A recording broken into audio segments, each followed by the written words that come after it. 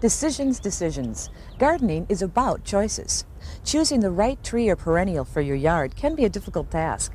Welcome to the Wisconsin Gardener. I'm your host, Shelley Ryan. On this edition of the Wisconsin Gardener, we'll try to make some of your gardening decisions a little easier. For instance, whether you have a large yard or no yard at all, a hanging basket of flowers can provide beauty throughout the growing season. We'll share some simple design tips and we'll help you choose the best plants. We'll also look at an insect that is a welcome visitor to your garden. We'll show you why you should choose to enjoy it, not destroy it.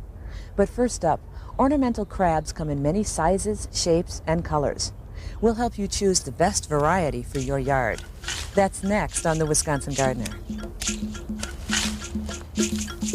Major funding for the production of the Wisconsin Gardener has been provided by Jung Seed and Nursery Company with garden centers in Randolph, Stevens Point, Madison, and Sun Prairie, and Fiskars, a Wisconsin manufacturer of ergonomic cutting tools for the home and garden, distributed worldwide.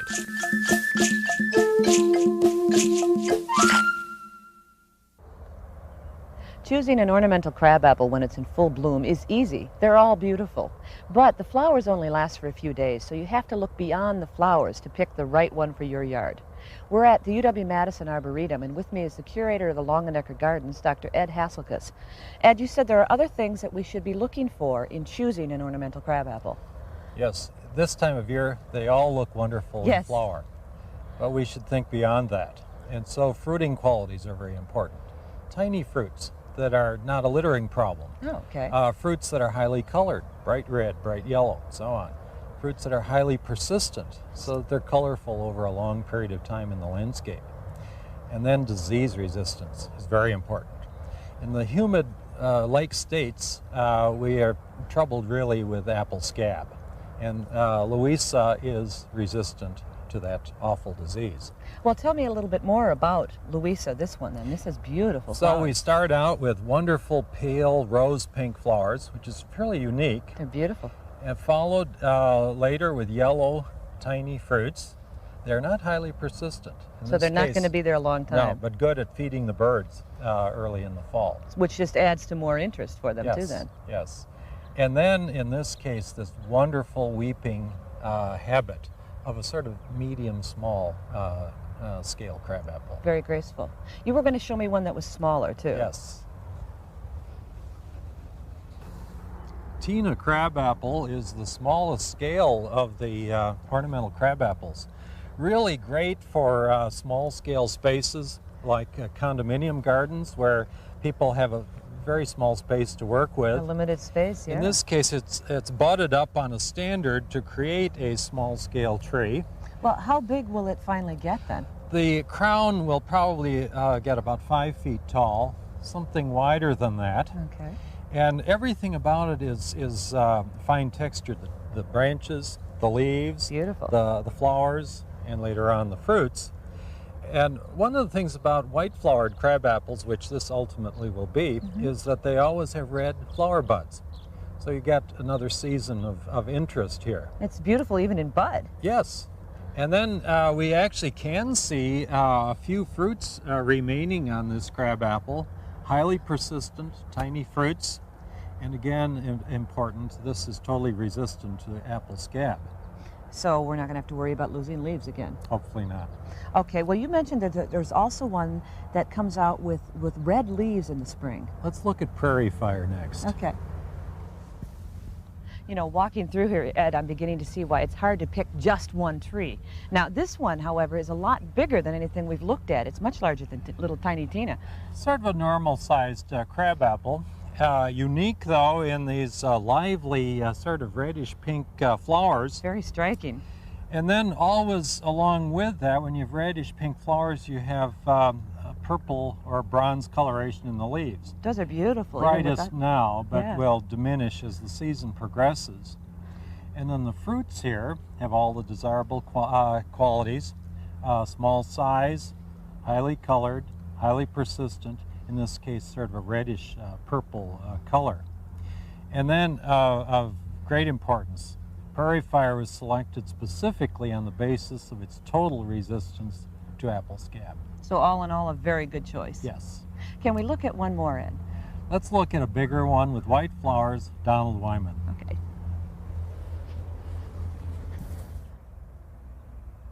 Wow, now Ed, this isn't going to fit into just anybody's yard. This is massive. Donald Wyman, wider than tall, obviously. Wonderfully huge flowers. Well, this is the kind of tree, its whole shape invites you to lay out here in the shade on a sunny summer day and look up at the blue sky through the branches. It's just heavenly. We'll install a bench under it. Thank you, I'd appreciate it.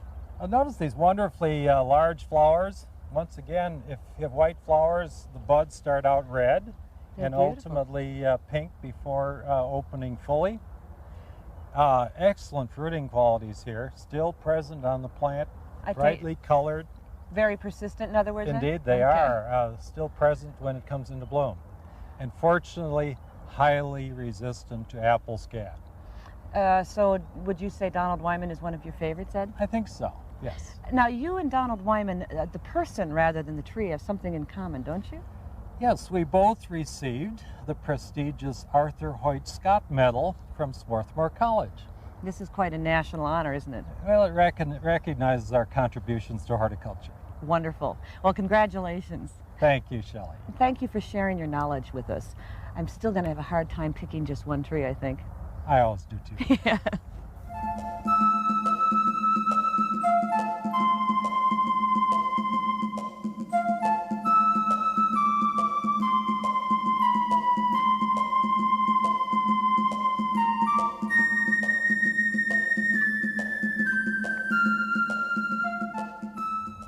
This is the perfect kind of day to be dividing perennials. It's cloudy and overcast, so you won't stress out the plants too much.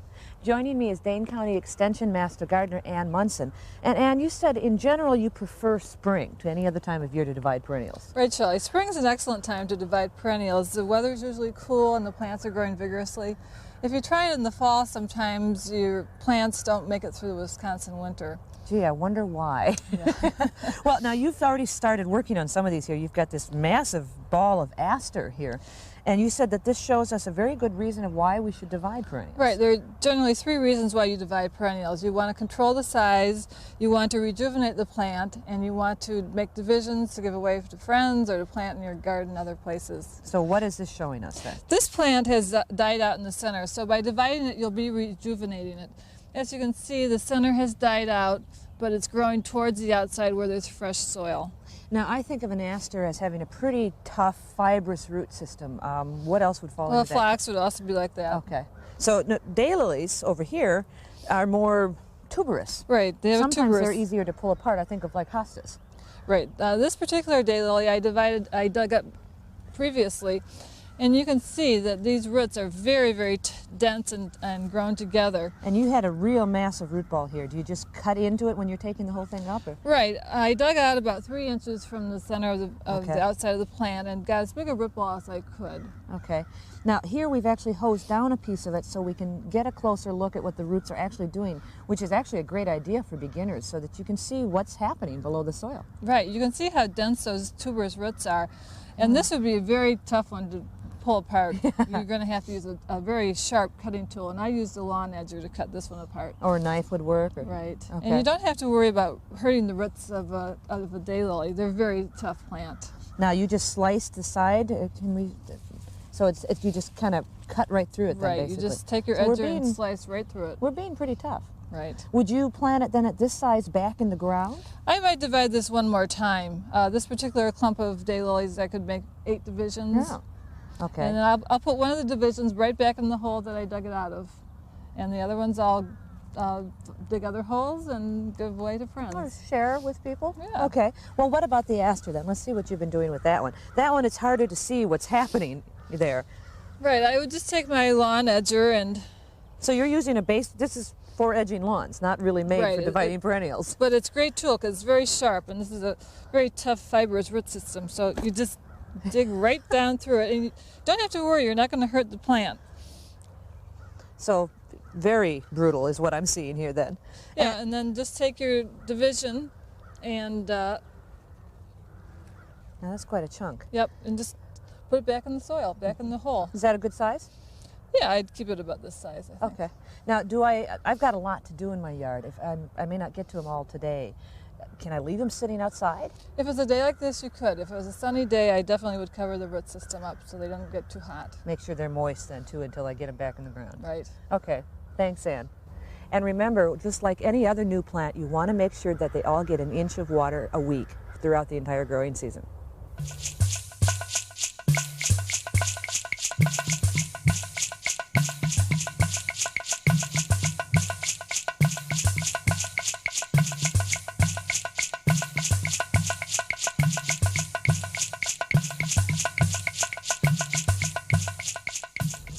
You don't have to have an enormous yard to enjoy blooming flowers all summer long.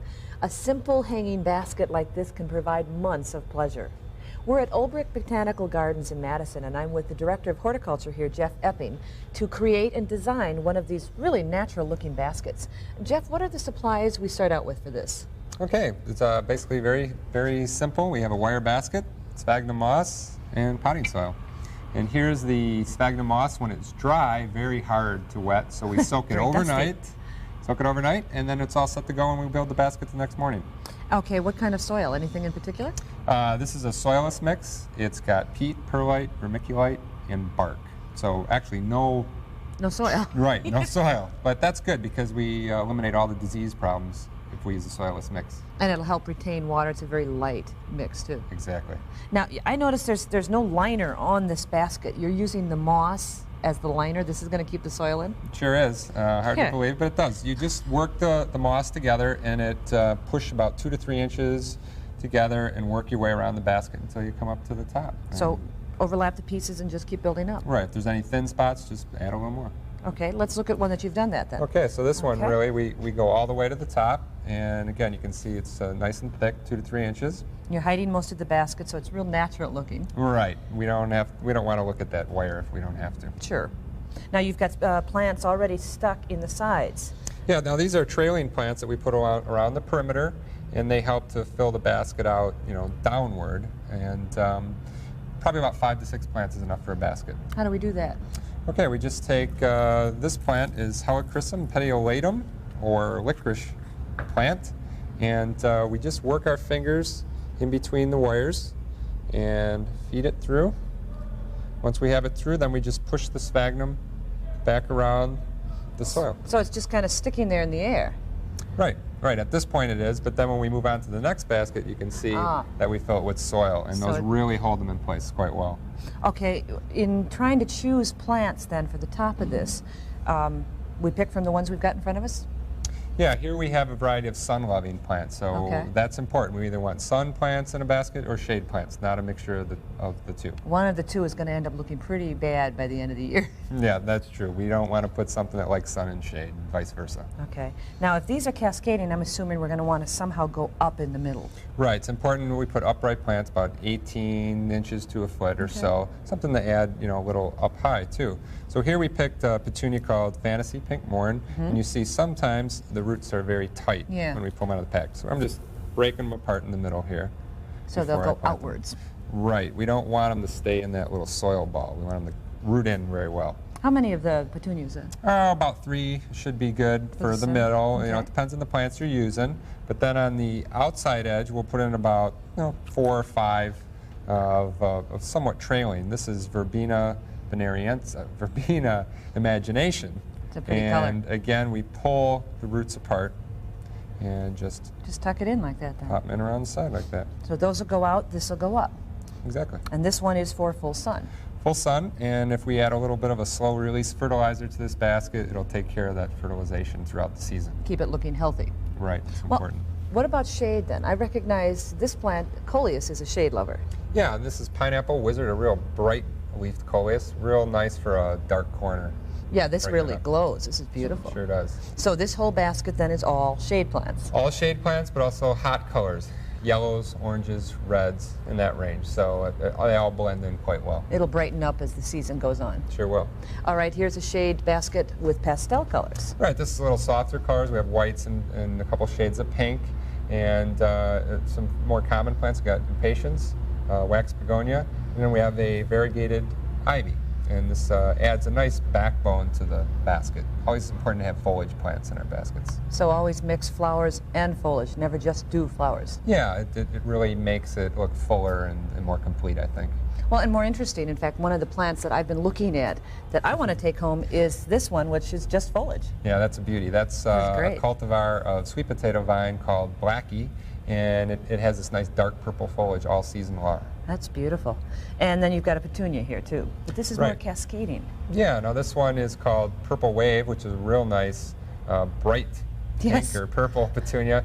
Again, trailing where the other one that we saw earlier was upright. We also, in this one, we're using Verbena Imagination again. This one trails a little bit, so it gives us more of a flowing basket. We don't have anything real stiff and upright in this one. So it's a softer look. Right. Is there anything we need to worry about in planting and designing our own basket? We just want to make sure we don't overplant. If you put too many in, you're going to be watering them 2-3 times a day, and you don't want to be doing that. And they're going to look awful too. True. Okay, thanks, Jeff. You bet. And speaking of watering, water this kind of basket in the bathtub or outside. When you put the water in the top, it's going to come straight out the bottom. And check every day to make sure the plants are getting plenty of water, especially if it's hot outside.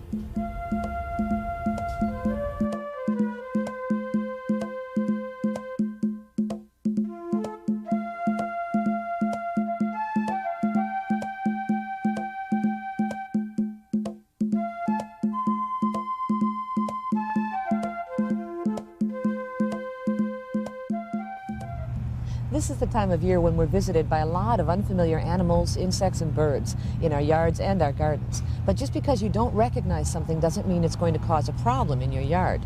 I'm with UW-Madison Extension entomologist Phil Pelletieri. And Phil, we're talking about an insect that can be quite startling at first, but doesn't really cause any problems. Oh, these are real special, Shelley. These are the wild silkworms that we have in Wisconsin, and there are 4 species.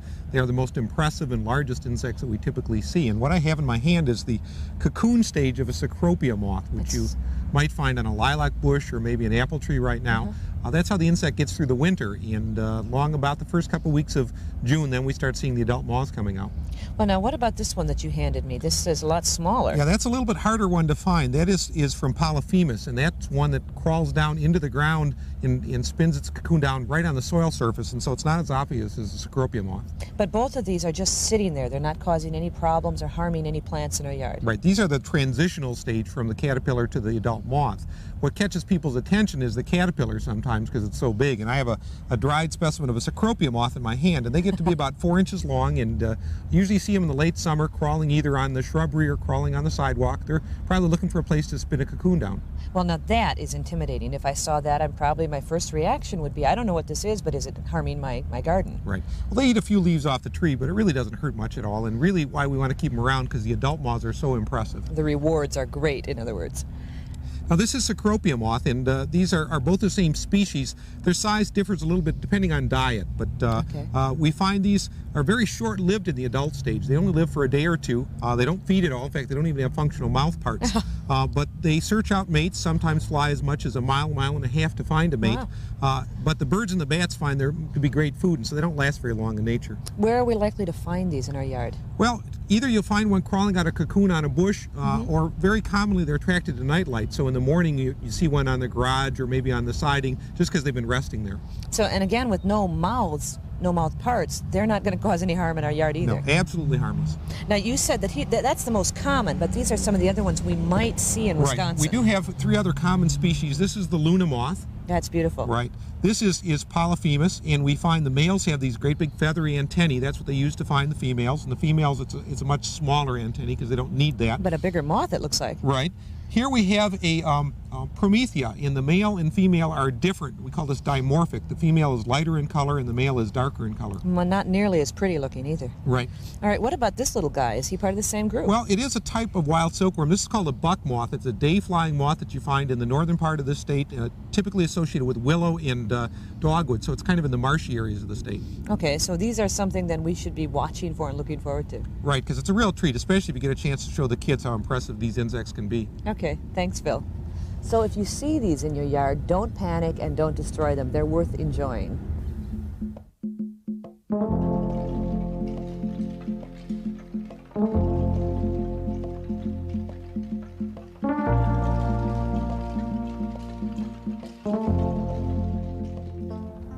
Lilacs are generally considered a single-season plant. Summer, fall, and winter, they don't generate a lot of excitement. But in the spring when they're blooming, they are glorious.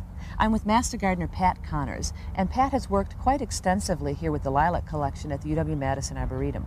You know, Pat, just walking through here, there are hundreds of varieties and choices. How do I begin to narrow down the one that's going to work in my yard? Well, you can look at site selection to begin with. Lilacs like well-drained soil, they like full sunlight, Okay. and they like a neutral pH. So pretty much what we've got here in Wisconsin. Yes, that's right. So they're pretty happy throughout most of the state? Yes, they are. Another obvious selection criteria is color. This is a purple. Sure. It's called Pocahontas. It's an early lilac. You can see that some of the flower characteristics are that it has a rather dense panicle and single florets. The panicle is the bunch of little florets that you're looking at here. This whole thing then is the panicle? Yes. Okay. Oh, okay, what about something like size too? Because I wouldn't want a real large one like in front of a very small house. No, size is a very important thing to look at. This is a medium-sized lilac. It's about 12 to 15 feet tall. So it would work well in a medium-sized yard pretty much? Yes. Now there are some very small ones. There are some that are much larger, and you should know this about a plant before you choose it. You should know the size. Now in a medium I can pick other colors as well? Yes, you can. There's another one over here that I can show you. Is also medium size. This is called Nokomis. Okay. It's another early bloomer. How old do lilacs get in Wisconsin? They can get very old. This one was planted in 1951, oh, so wow. It's over 40 years old. So they definitely well. are happy in our state then? Yes, they are. Okay, and how long will it take something like this to bloom? If I plant something this year, when will I get my reward? You should be able to see flowers in a couple of years. Oh, okay, that's now pretty quick. They won't reach mature size that early, but you'll see the flowers pretty early. Okay, and now this one has a lighter color, almost a pinkish sort of color. This one is technically called lilac. It's a lilac color, okay, which is a very light purplish tint. It doesn't have the blue or the pink tint that some do. You can see it has a more open panicle. There's a little more space around each of the little florets. It almost looks lacy in appearance. Yes, it does. And it's also an early bloomer. Yes, these are both early blooming lilacs. Okay, you had mentioned that white is an important color in the garden. Yes, it is. White's very important. It carries visually a long distance. Can we look at a white lilac? Yes, let's do that. Well, Shelley, you can see why I said that white makes a considerable statement, especially from a distance. This plant isn't fully open yet, and you can still see it from quite a ways off. So it'll get whiter as it opens more? It will be even whiter and fuller. The other thing I wanted you to look at for this plant was the size. This is about 6 feet tall, and it's the mature size. Yeah, it's much smaller than some of the other ones we looked at. It is. It's much easier to use in a home garden. This is a very nice plant. It's called Mount Baker. It's a single white, very early lilac, and it has a wonderful fragrance. It's beautiful. It almost has smells like it's made entirely out of perfume. It's just heavenly. Yes, it really does smell good. There's one other plant I'd like to show you. It causes people some problems with size, and so I think it's a good one to look at. Okay. Wow, now Pat, this is much larger than anything else we've looked at yet. Yes, Shelley, this is Assisipi, and it's one of the largest plants we have here in the collection. You know, in spite of its size, which creates some real problems for some people, it's a beautiful plant. But I wouldn't want to plant it by my front door. No, I'm afraid not. It would give you trouble. Like getting in and out of the front door eventually. Yes. And it's at least, what, 18 feet tall? I think so, yes. Yes, it is. And yet it still has, you know, some really pretty color to it. It does. It's a wonderful plant. It's a very early bloomer. It has great color. Probably one of the best perfumes we have here in the Arboretum. But maybe one that we should enjoy smelling from a second-story window. Exactly. Okay. Well, are there any general tips on care that we should know about with all the lilacs we've looked at now? Yes, there are a few things, just a few things to remember. You should plant them early in the spring or in the fall, but not in the summer. Okay. You should help them to avoid powdery mildew by giving them good air circulation. Because that can be a problem with some. It can, yes. Okay. You can do this by renewal pruning. What this means is taking the oldest stalks and cutting them off right at ground level. Okay, and we do that every couple of years? Or?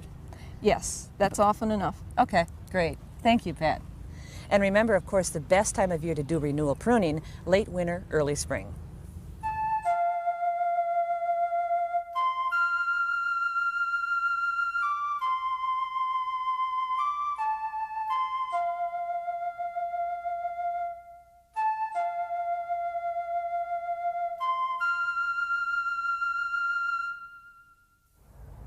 Well, have you decided what to plant this year? When everything's in bloom, it's hard to choose. Here are some tips to help narrow down your choices. Look for plants that are the right size for your yard. Choose plants that are disease resistant and plants that will thrive in Wisconsin's climate. Or you can choose the easy way out. I think that's what I'm going to do. Just get a bigger yard. Thanks for joining me on the Wisconsin Gardener.